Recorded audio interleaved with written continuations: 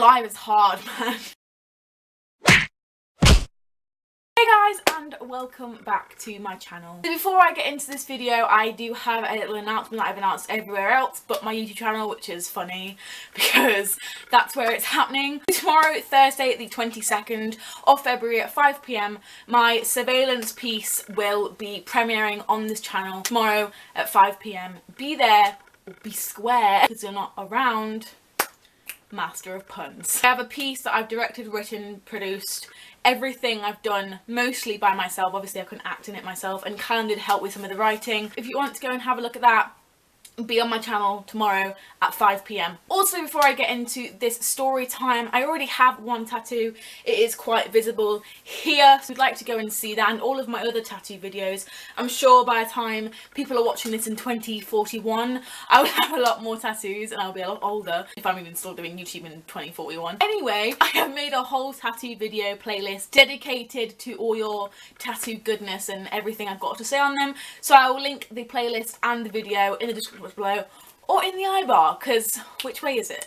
I don't even know. Without further ado, let's get into the video. So this video, as you can see by the title, is all about my second tattoo. Now, I booked my second tattoo on the 26th of January, but I actually got it on the 16th of February, which is about 2 months since I got my first one. It seems like a little bit of a tradition now. I get it every 2 months, but I think I should wait a while now. I've been 18 for 2 months and I already have 2 tattoos.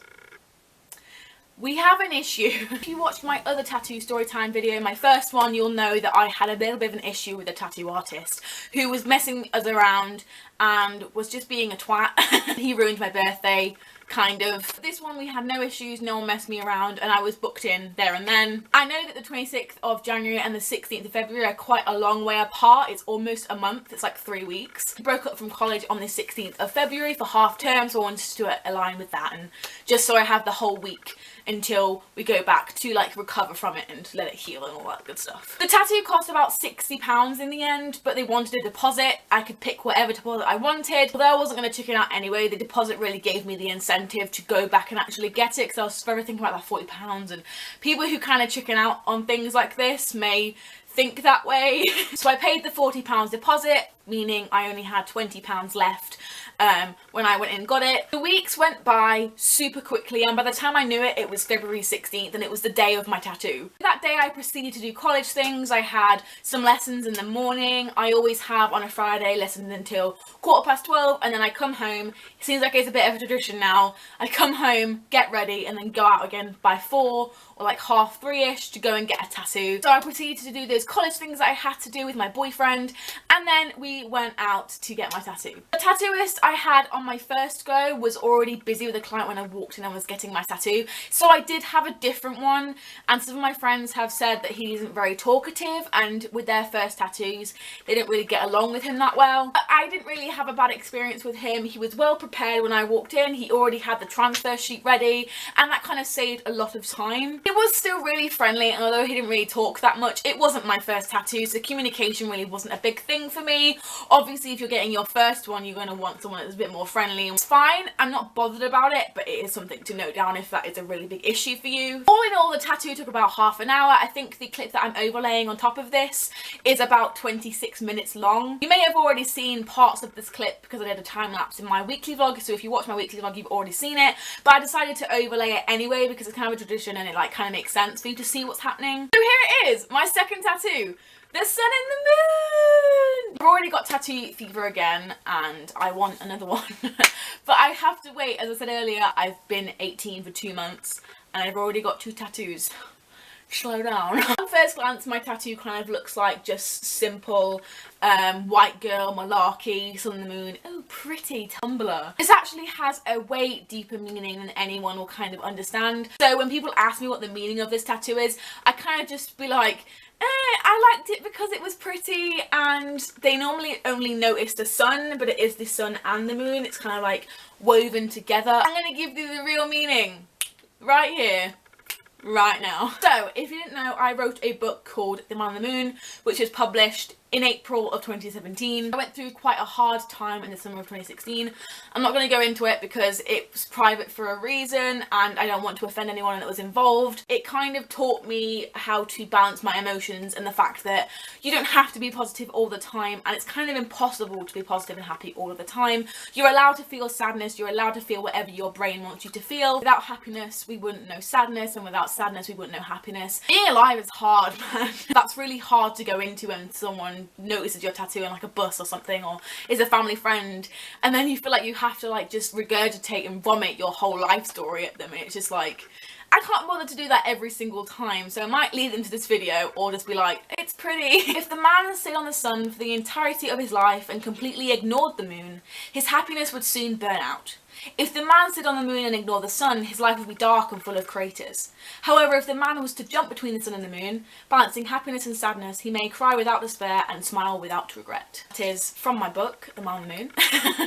Link is always in the description if you would like to go and read it. But with the deep meaning out of the way, we're going to talk about the pain.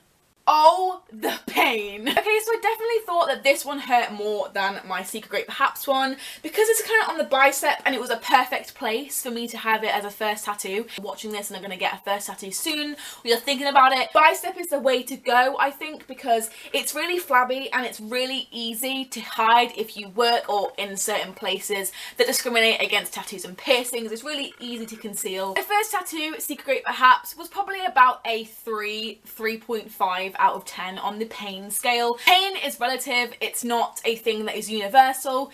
It is dependent on the individual because I've done a lot of self-harm in my life and I've done a lot of things to my body that hurt.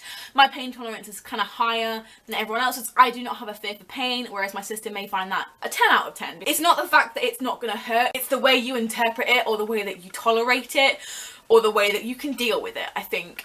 If you've got a pain fear, I would still do it. You'll be okay. You get something out in the end, just keep reminding yourself how pretty it's going to look in the end, and I think you'll be alright. Saying that, my second one was probably a 6 or a 7 out of 10 on the pain scale. Again, pain is relative. What might be a 6 might be a 4 to you, or what might be a 7 to me might be a 10 for you. It's all relative. Hasn't started itching yet. I got some sympathy pains in this arm. I always get sympathy pains when I get a tattoo. This arm won't hurt, but this one will. I had pains here. The tattoo artist that I had clearly likes to shade and to make his work pop. The shading bits at the end of the sun and some around the edge of the moon weren't actually supposed to be in the picture. They weren't there. And at first when he was swapping the needle, I was like, what are you doing? Oh, I'm done, because he sprayed the little antiseptic thing and wiped my tattoo down because it was really covered in ink and really black. I was watching him, I was ready to get up, and then he got out another needle and I was like, what are you doing? No, I'm done now. I can leave now, but no, I wasn't done. I don't know if you can see, but the petals at the ends are really tender and kind of red. They're not really that red now, but they were earlier. The rounding of the moon. Oh my god, I didn't think a semicircle could cause me that much pain. Also, I've kind of noticed from the 2 tattoos that I've had previously that I'm kind of developing like routines and traditions when I go into tattoos. Number 1 is I do this when I'm in pain. I have to bite into things when I'm in pain, like periods, IBS, I always have to have a towel and I have to bite into it. So maybe that's a thing. Maybe I'll just be giving birth like this.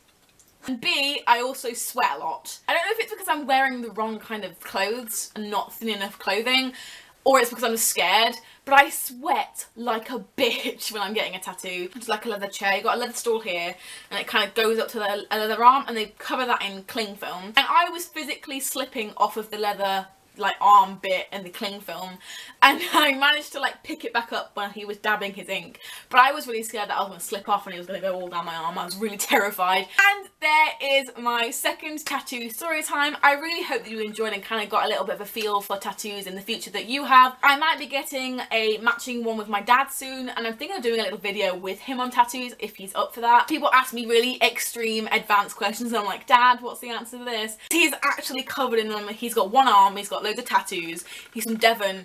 He's just basically a intimidating hoe. If you would like that, give this video a thumbs up and comment if you would like that. I think that'll be really cool actually. So thank you so much for watching. Don't forget to tune into my coursework, Premiere, Surveillance at tomorrow, 5 PM on the channel. Some of you have already seen it due to technical difficulties, but don't spoil it for everyone, you little fuckers. Shh, don't spoil it. I'll be seeing you tomorrow at 5.